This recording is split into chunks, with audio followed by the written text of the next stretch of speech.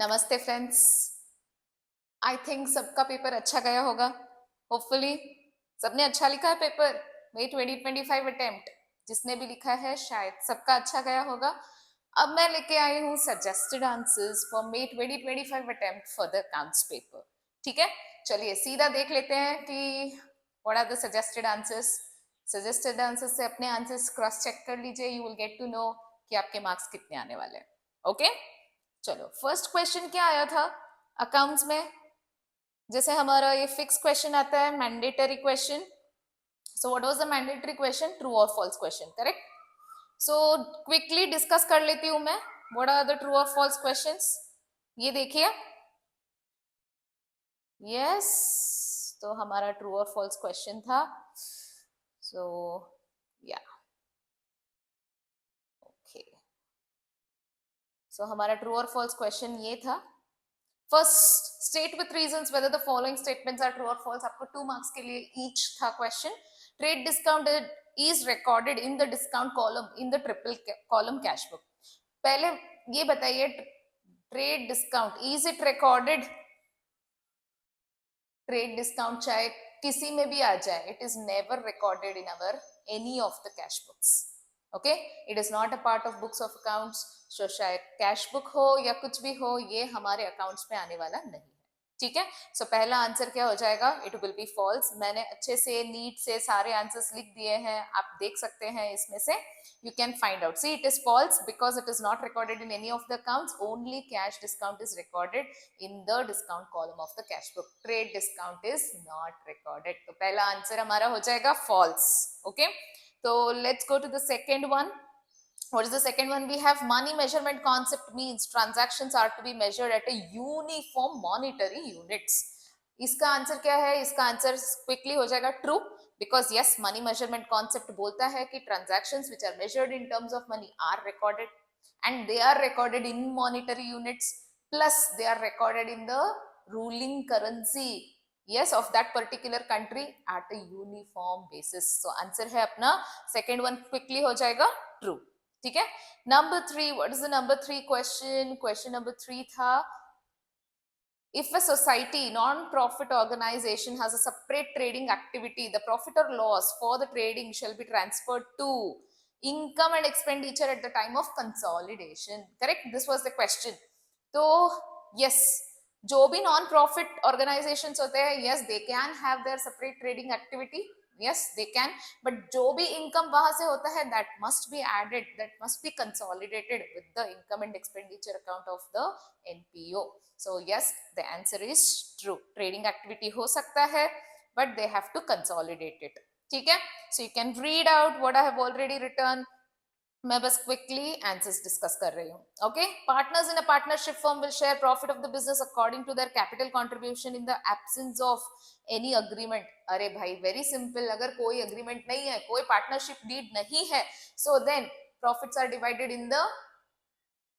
Divided equally and not in the capital contribution. सो हमारा answer क्या हो जाएगा? फॉल्स. ठीक है, this is false. In the absence of agreement they are distributed equally amongst the partners and not in the capital contribution. LLP should have 2 designated partners who are resident in India. So what is the answer for this? Yes, LLP must have 2 residents. ये तो सही है, but only one of them is required to be a resident of India, not both. तो ये भी हमारा false हो जाएगा, because only one of them should be resident. It should have 2 designated partners, but only one of them is required to be a resident of India. Clear? चलो next question क्या आया था? इतना सही लिखा है. यस, पेपर बहुत ज्यादा टफ नहीं था, बहुत इजी आया था, but still an NPO registered under section 8 of the Companies Act can distribute its surplus to the members. No, it cannot. जो भी सरप्लस आता है, इसको कहाँ यूज करना है? Section 8 company should use all the surplus to promote its objectives and don't distribute the surplus to the members. ठीक है, so this is also our answer. क्या हो जाएगा? False. They have to use it to promote the objectives of the company and do not distribute it to the members. ठीक है, this is our answer for question number 1 subsection A. अब आपको दूसरा question आया था subsection B में, what are the objectives and what is the difference between liability and contingent liability. इसका answer ये डायरेक्ट क्वेश्चन है, तो मैंने इसका ऑब्जेक्टिव्स और difference between the liability and contingent liability मैंने आपको इस स्लाइड में दे दिया है, आप रेफर कर सकते हो। I also share the PDF with you people, ठीक है। सो आप मुझे कमेंट सेक्शन में बता दीजिए कि आपको चाहिए, मैं आपके साथ ये पीडीएफ शेयर कर दूंगी, ठीक है। Now I am moving on to the question number 3। Question number 3 आया था अबाउट इन्वेंट्री। देखिए क्वेश्चन क्या आया था, ए trader prepared his final accounts on 31st March each year due to some unavoidable reasons no inventory was taken till 15th April. The total cost of his goods came to 1,50,000 as on 15th April. ठीक है, inventory taking का problem है। As on 15th April अब inventory का value दे दिया था 1,50,000, correct? Yes. अब हमें क्या करना है, we have to value the cost of inventory as on 31st March 2025. The question हमारे मॉड्यूल में illustration problem same आया है, similar problem has come, फिर भी we have solved it. देखो क्या क्या करना है। Number 1, because we are given inventory as on 15th April, तो हमको इसके साथ क्या ऐड करना है, when we are given inventory as on 15th April and we want inventory as on 31st March, reverse calculation करना है। इसलिए what we will do, inventory, closing inventory plus cost of goods sold less purchases. This is our logic to solve, ठीक है, as discussed in the classes. तो हमको अभी क्या करना है इसमें, see here, first step क्या हो जाएगा, मैंने आंसर ऑलरेडी कर लिया है, but yes you can see, देखिए वैल्यू ऑफ स्टॉक यहाँ पे मैंने ले लिया 1,50,000। मुझे ये ऐड क्या करना है, add cost of sales during that period. तो यहाँ पे हमको सेल्स क्या क्या दिया है इन्होंने, cash sales, credit sales, doesn't matter, it is just a matter of confusion.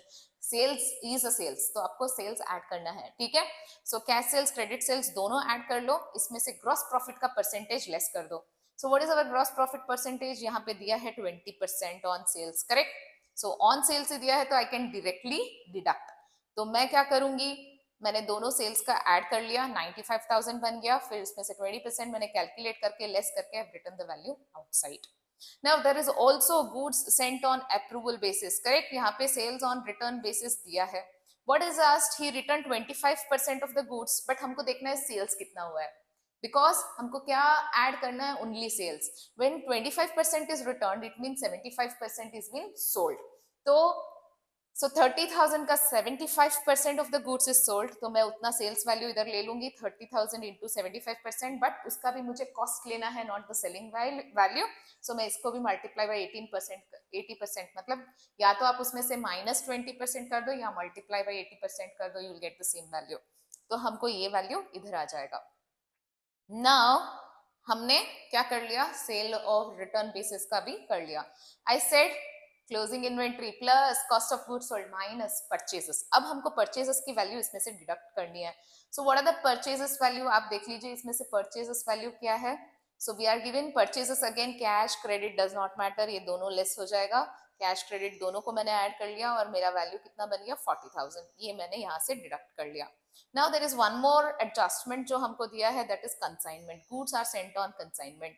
So if there is any unsold stock on consignment, वो भी क्या हो जाएगा, less.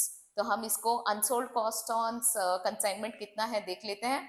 So unsold stock is how much, see 10,000 दिया था, भेजा था, 75% is sold, 50% sold on this day and 25% sold on this day. So remaining is how much, only 25%, 75% is being sold.